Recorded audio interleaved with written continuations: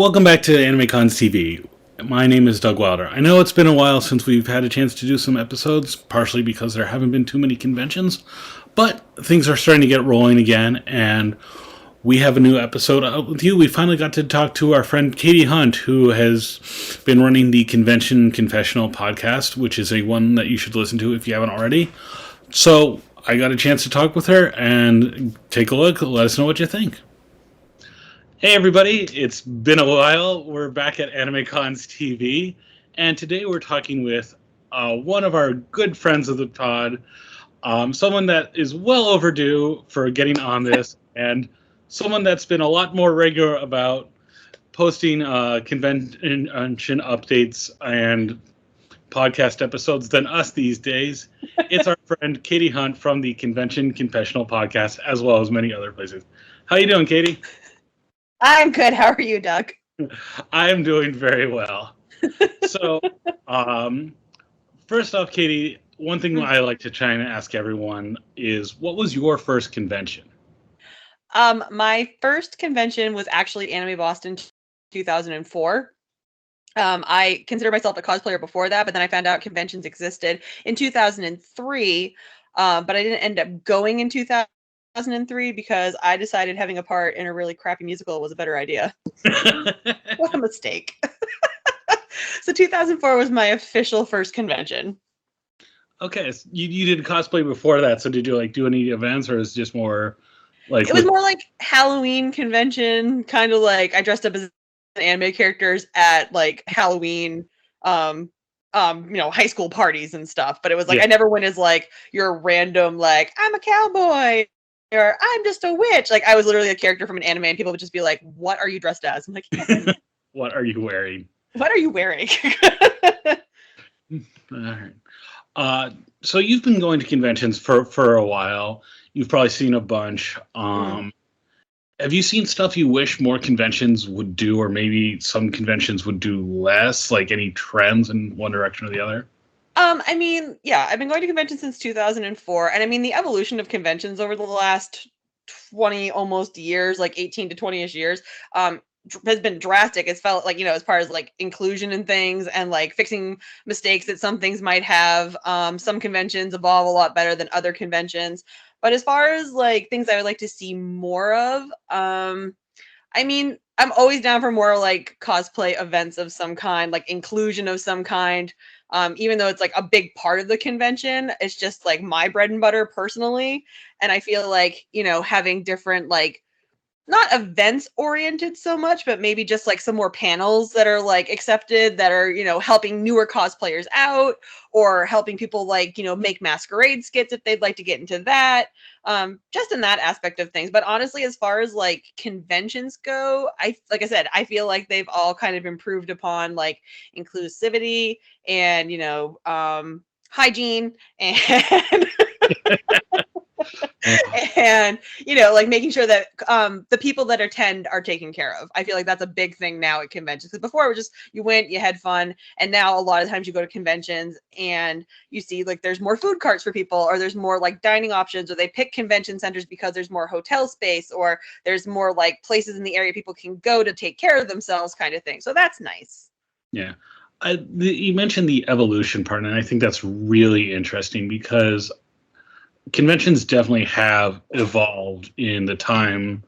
Like, as I started cons not that long before you, but just seeing like how much of that has been a factor and people just figure things out. And it also feels like the conventions that were very stubborn and kind of refused to change, like, this is the way we are doing this because this is the way we've always done it, are the conventions that either fell apart or had a lot bigger decline in attendance and stuff like that because you had to evolve. You had to really realize that. So that is a cat. Is a cat? Like, not now, Wash. No, exactly. That's what I mean. It's just, like people that evolve with their people, like, and that's what you need to do at conventions. It's like you're always a growing, working machine. To make things work, you have to move with the times.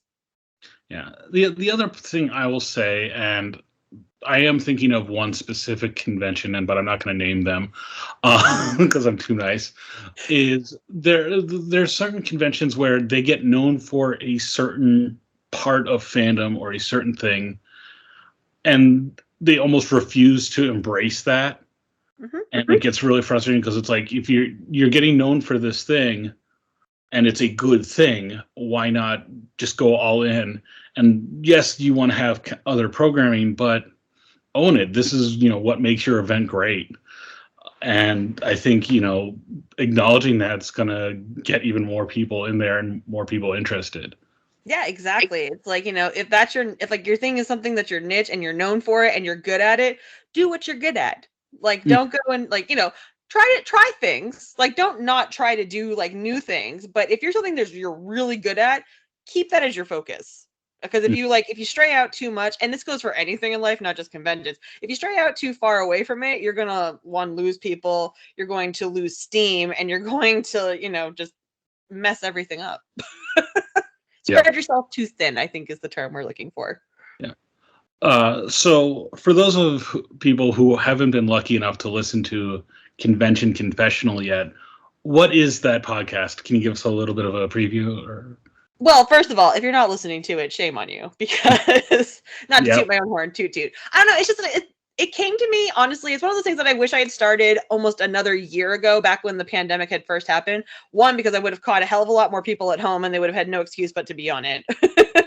But two, what I love about it is like I've listened to a lot of like podcasts that are like cosplay podcasts or convention podcasts, but my focus in mine is just the stories. I love people have all these different stories, especially within our friends group, as we well know, because you've guested on a few times. We've had several guests from the Anime TV's Cons podcast on the show. But we've all been in the convention game for so long. It's just like, you don't have normal experiences where you like, I went to a convention, I saw things, and then I came home. That's not it. Like, those aren't the stories no one cares about. People want the drama. They want the tea. They want like the shit storms. They want, and we have those stories because we've been doing this for so long. So it kind of started as a way for me to like, reconnect with my friends. But now I've expanded out and I've actually found people who have listened and just found it on their own that have come onto the show to be like, I have a story. I'm like, I'm here and I'm ready. It's a safe space. It's a safe space to share your stories about good, bad, and ugly convention experiences. So you mentioned a little bit of the drama and and everything. Mm-hmm. What do you think are kind of the elements of a good convention story, aside from shouldn't do that ever again? Which are also really good stories. Like, I am now this old and I will never do this again. Anything that makes a story, like I said, is basically not like your typical story. Not like I went to a panel and it was awesome. I'm like, great. Don't care. Like, I want to hear about, I feel like I love the drama. You can't help but love the drama stories. I mean, come on. Like, if you've got a really good drama story and you're just sitting there like, what? But I also love a good feel-good story. Like, I can't help it. I love people that like do like the really good charity thing or like help somebody out, or a little suspense is good, getting trapped in an elevator and not knowing if you're going to die as it plummets in the Marriott in Atlanta, Georgia. I've had several good stories on there. Bad roommate stories. People in restrooms, and that's where I'll end it. But you get the idea, where you're trapped, Doug. The PTSD is real. Like, but I feel like, again, anything that's not your typical, just like I went and did A and B thing, like, it makes a good story. Everything's good entertainment. If it's not your story and someone's willing to share a story, it's good entertainment.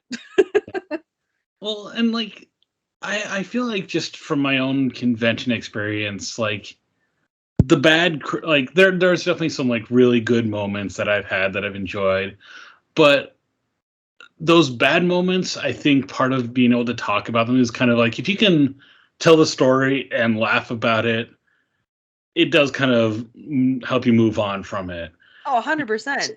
So many people I've encountered, they're based something on one bad experience, and it could be a very legitimate bad experience, but they kind of base that whole thing of like, well, I hate to always bring this up, but 2008 Anime Boston, and the infamous one, that LineCon, as people always call it, and that's their only basis for Anime Boston. It's like, guys, that was over 10 years ago now.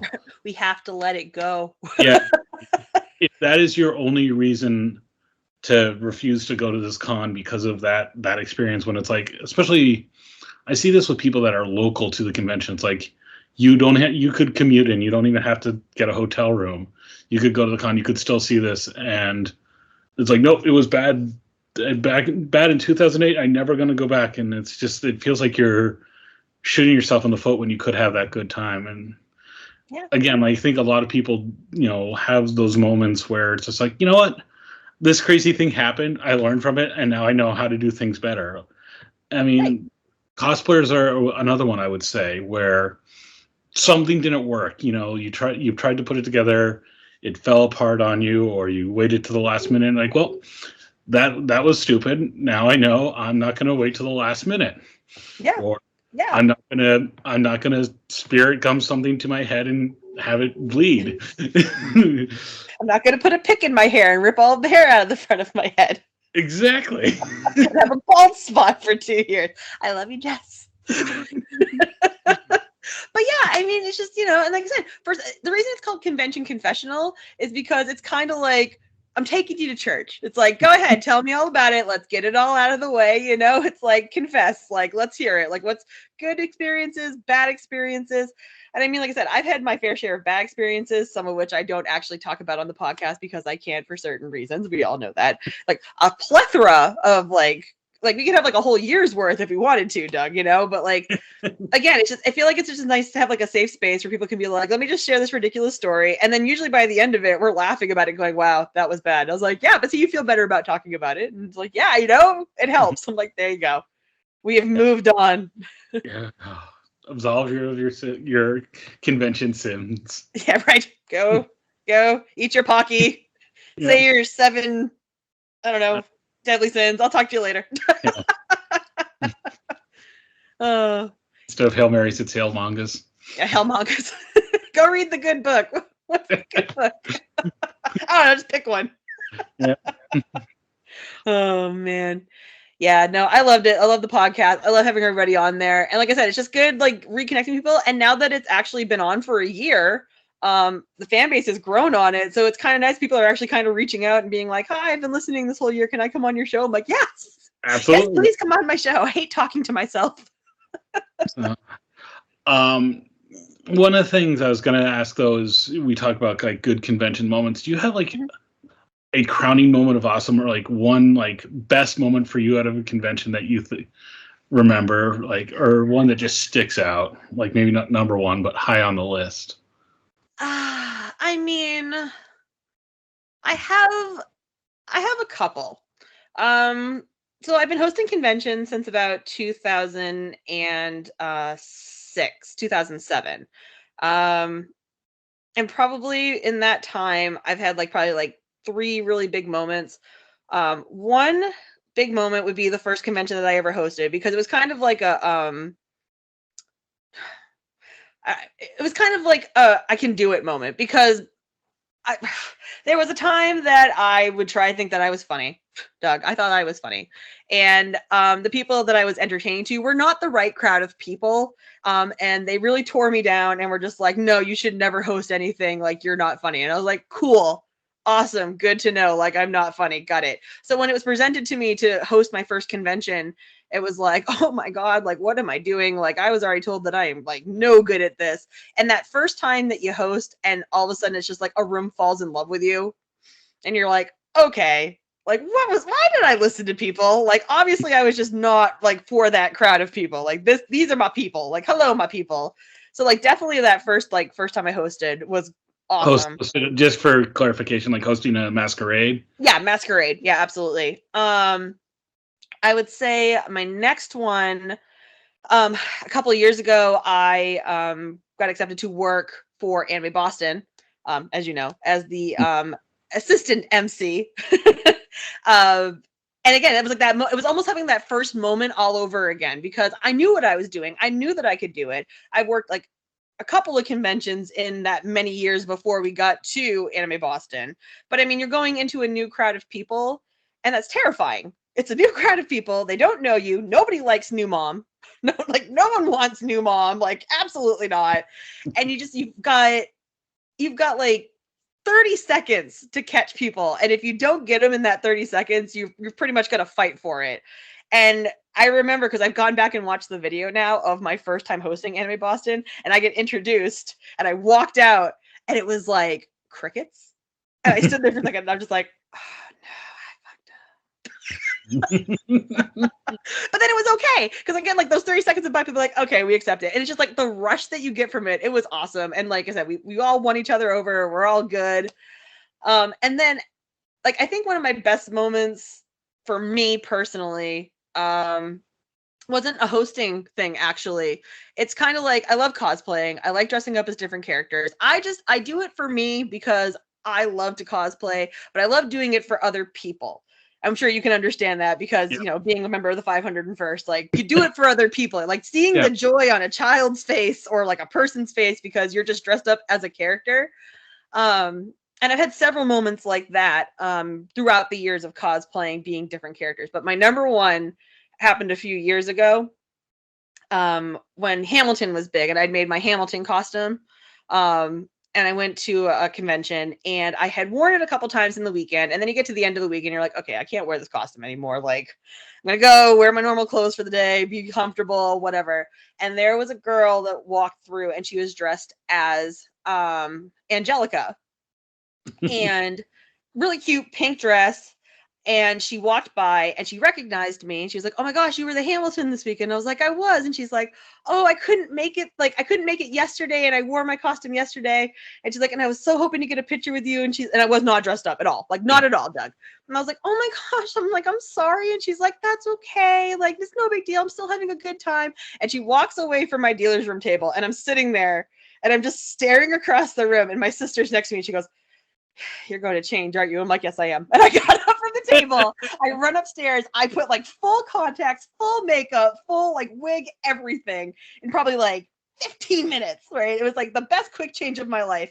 I come downstairs, and I mean, again, she's in a big pink dress. Not going to be hard to find. Not a big convention. Like, come downstairs, and I found her in one like the little alcove, just like sitting with her friends, like, you know, off to the side. And I just lean against the door frame, and I was just like, I heard someone here was helpless. And she looks at me and she starts crying and just thanking me.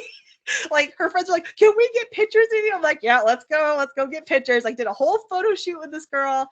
And it's just like, I knew in that moment that I had like made this girl's whole convention just like by doing one thing, stabbing myself in the eye, putting contacts back in. Like, it's worth it. And it was worth it to me. And it's like I said, just moments like that. And and like other times, like I did host club in my earlier years, and Mary, I think she's also on AB's staff now, but her son, youngest son, he dressed up as Honey years and years and years ago, and I was Tamaki. And I mean, he was a little kid, so it's like, you know, one of my first conventions, and I'm talking to him. I made his day, and like his mother has never let me forget that. She's like, I can't even tell you what it meant to him that you like gave him that attention, and like you were that character for him. And I'm just like, you know, that's what it's about for me. It's just, you know, making people happy, entertaining. Like, those are my big moments. That was good. You just kind of mentioning playing off, one of the things that you made me think about is kind of that I can do this moment. Those moments kind of sneak up on you sometimes. Like, I'm not a cosplayer. I'm not going to host a masquerade anytime soon, but I do like panels. And the moment when I realized like everyone's like in that room, especially the first couple times, like, wait, they're here to see me. And then halfway through, it's like, they came to see this thing and they're not leaving. They're actually interested. And like a little bit of it is, you know, trade secret of you fake it till you make it, and you're going to make mistakes and you just kind of own it. But there is so much stuff like that where you get just a experience and you realize that how much you've evolved because of the work you've done in the convention community. Yeah. Like whatever angle it is, it can be as a costumer, as a panelist, or just a fan that goes to more events and like has found the type of events they like to do. And there's that little bit, almost that ping of, oh, I wish I could find myself from 5 years ago and shake them to not do these things because now I do these things and they're awesome. But it's like, but you learn, you get better at it. And, Right. so. Right. It's definitely, like I said, it's definitely like that little bit of like serotonin, like that happens with it. And you're like, okay, this is why I do it. Yeah. Like you have like a really dead tired, you work your butt off weekend, but there's always that serotonin moment. You're like, right, this is why I haven't slept. Yes. And then Monday afternoon hits and you've gone home, you've gotten away from everything, and the endorphins just are like, now this is why post-con depression happens. Hello, darkness, my So I old just start friend. planning the next one. Get away from me, Hollow Notes.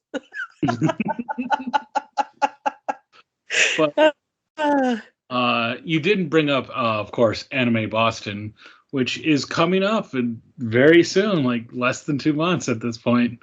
I'm so excited! It's my first convention back in like 3 years. Yeah, I mean, I've only done one since everything went crazy.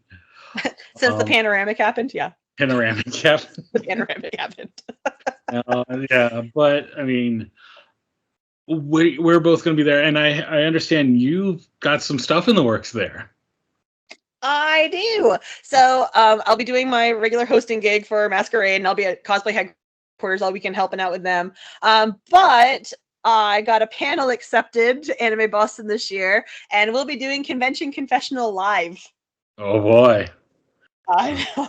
You're gonna get. It's like, what a Convention Confessional live entail? It's like I don't want to say because I don't want to ruin the surprise, but I just encourage everyone to please show up for it and be prepared. Have your stories ready. Yeah, have your notes ready.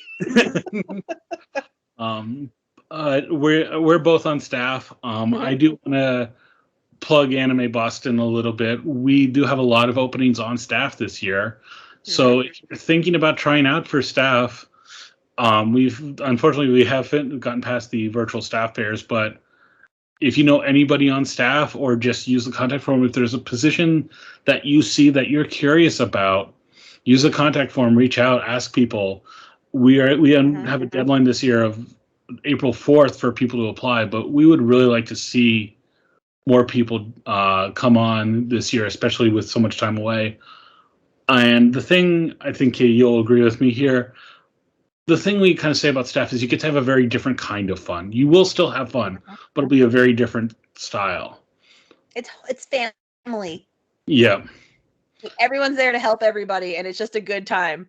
Like you get to help people and do things, and if you're lucky, you get to be like in like something that you're really passionate about too, which they're really good about putting you in something that you were like really like there for. It's not just kind of like stuck around kind of thing. Yeah.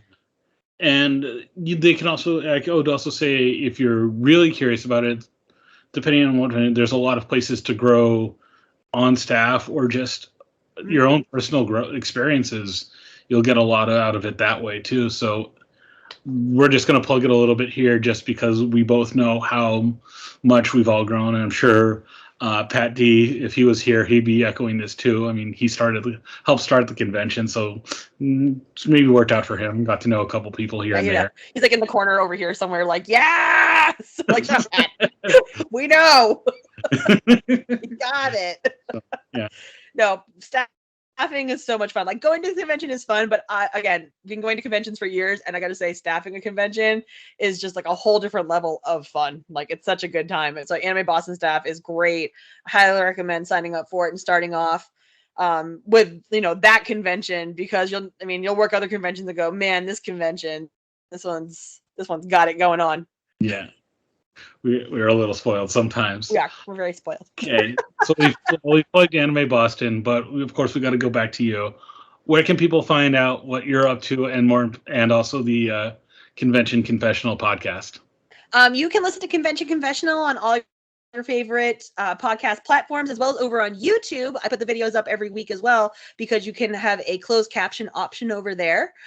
You can find us on Facebook. You can find us on Twitter, Facebook as Convention Confessional, Twitter as Convention Conf 1, so CONF1, because your name can only be so long. And we do actually have a website as well, and you can find us if you Google it, confessional.com. And I do my best to update over there, at least the guests that we've had. It's been a few minutes, but I plan on going in there and updating, how websites go. Try. Well, Katie, thank you for taking the time to talk with us today. Thanks for having me, Doug. Yay! And I'll just say, don't forget to follow us on AnimeCons TV. We're on all the social media platforms that I'm not going to list all of us. As we are slowly getting back to more and more conventions, we're hopefully going to have more and more convention reports and things to talk about. But if you've got stories, and if you've got stuff to talk about, please don't hesitate to send us an email, write us a note. We even have our voicemail line, which I'm sure in editing is going to go maybe right down here or something. And let us know what you've been up to. We like hearing from everyone, and we're looking forward to getting back in the swing of things as things hopefully keep moving in this right direction. So be smart, be safe, and we hope to see you guys soon. See you later. Thank you again, Katie.